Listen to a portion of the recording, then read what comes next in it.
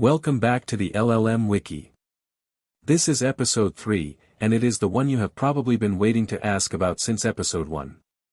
Because every time someone hears the phrase, a language model that compiles knowledge into a living wiki, the very first question out of their mouth is the same. Wait, isn't that just RAG? Retrieval-augmented generation? We already have that, and it works. So today we take that question head on. Not with hand-waving, but with real numbers, from real studies, including the ones where the wiki lost. Let us state the challenge as bluntly as possible. RAG is everywhere. As of 2026, the large majority of production language model systems use some form of retrieval. It is proven, it is cheap to start, and it genuinely works. So if you are going to propose a different design, a wiki the model compiles and maintains, you had better have a very good answer to one simple question. What does the wiki give you that retrieval does not already? And just as importantly, where does the wiki fail? Because if we only show you the wins, we are not teaching you. We are selling to you. So let us be fair to RAG first, and remember exactly how it works. A query arrives. The system embeds it, searches a vector index, pulls back the top handful of chunks, and hands them to the model to assemble an answer. It is elegant, and its strengths are real. Update the documents, and the knowledge updates with them. But notice one thing. Every single query starts from scratch. Ask the same question on Monday, and again on Friday, and the very same retrieval fires, the very same reasoning happens all over again. Nothing is remembered. Nothing compounds. The system has no memory of the synthesis it already did. And that is the heart of the difference. RAG does all of its knowledge work at query time, under pressure, in a single pass, the moment you ask. The wiki does that work earlier, at compile time, before any query arrives. Ahead of time, the model has already read the sources, extracted the claims, written the cross-references, flagged the contradictions, and organized everything into pages. The analogy to a software compiler is exact. A compiler does not make your program smarter. It transforms your code into a form that is efficient to run. The wiki does the same to knowledge. The gain is in the structure, not in the model. Lay the two side by side across 7 dimensions, and the trade-offs come into focus. When is the knowledge processed, at query time, or at compile time? How is it stored, as opaque vectors, or as readable markdown pages? The per-query cost, high for RAG, which retrieves and assembles every single time, low for the wiki, which simply reads what it already compiled. Does knowledge accumulate? No for RAG, yes for the wiki. Is it human readable? A vector index is opaque, a wiki page is something you can open and edit. And version control, awkward for RAG, native for a folder of markdown under Git. Notice, neither column is all green.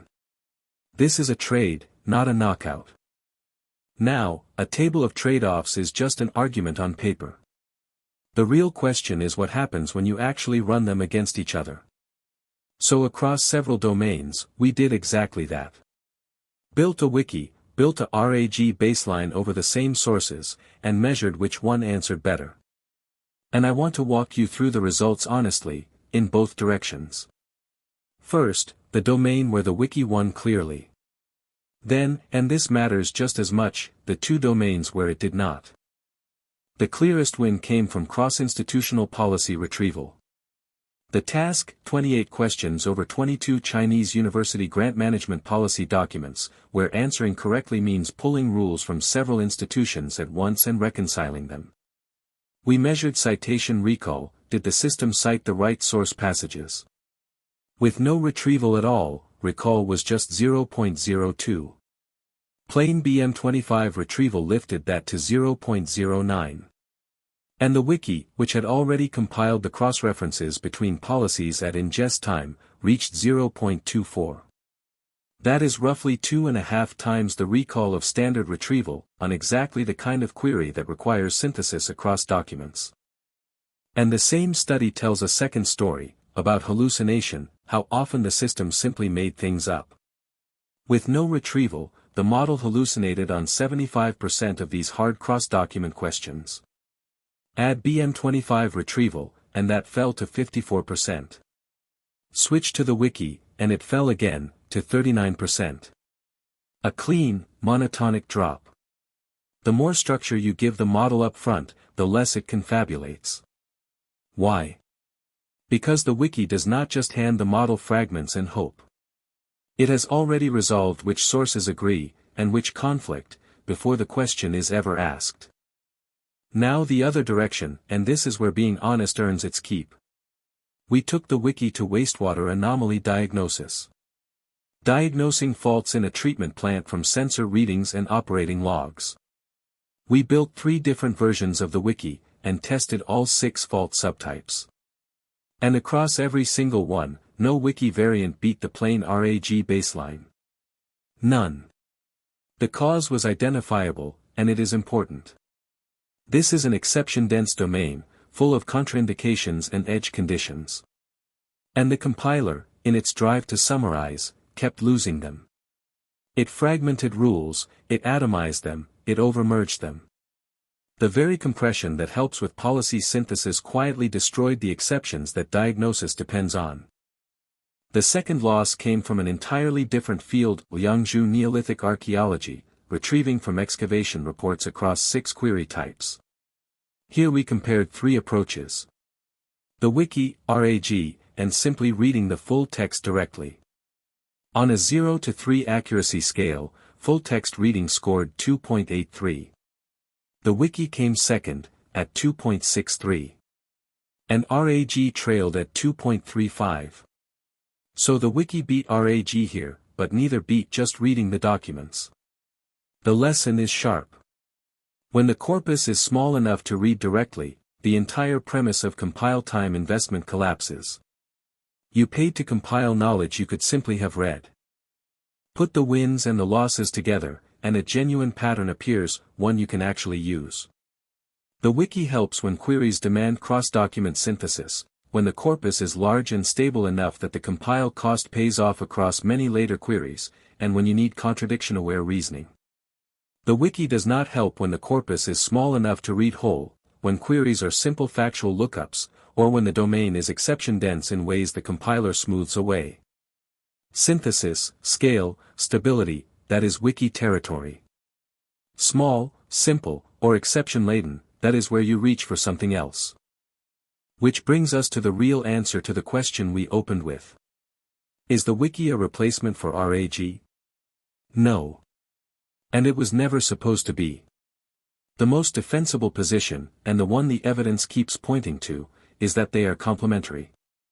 RAG is built for the long tail, the specific, the rare, the high-recency query you have never seen before. The wiki is built for the core, the stable, synthesized knowledge an agent uses again and again. And the beautiful part is that they compose. You can run a RAG index over your compiled wiki pages, and get both at once. The structure of the wiki, and the reach of retrieval. Not 2 competing systems. 2 memory tiers in one architecture. So here is the rule to carry out of this episode, stripped to its bones. Reach for RAG when your queries are simple lookups, your corpus changes by the hour, or the long tail is what matters. Reach for the wiki when answers require stitching facts across many documents, when that knowledge is stable enough to compile once and reuse, and when you need an auditable, editable record of what the system believes. And reach for both, retrieval layered over a compiled wiki, whenever you have a stable core surrounded by a shifting edge. Which, if you think about it, is almost every serious knowledge system worth building. So that is the honest verdict. The wiki is not beyond RAG in the sense of leaving it behind. It is beyond RAG in the sense of building on top of it, adding the one thing retrieval never had, a memory that compounds.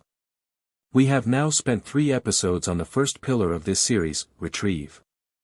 Next time we move to the second, compile. We open up the wiki lifecycle itself, the machinery Karpathy left deliberately vague. How knowledge is ingested, lint, kept fresh, and traced back to its source. Episode 4, The Wiki Lifecycle. See you there.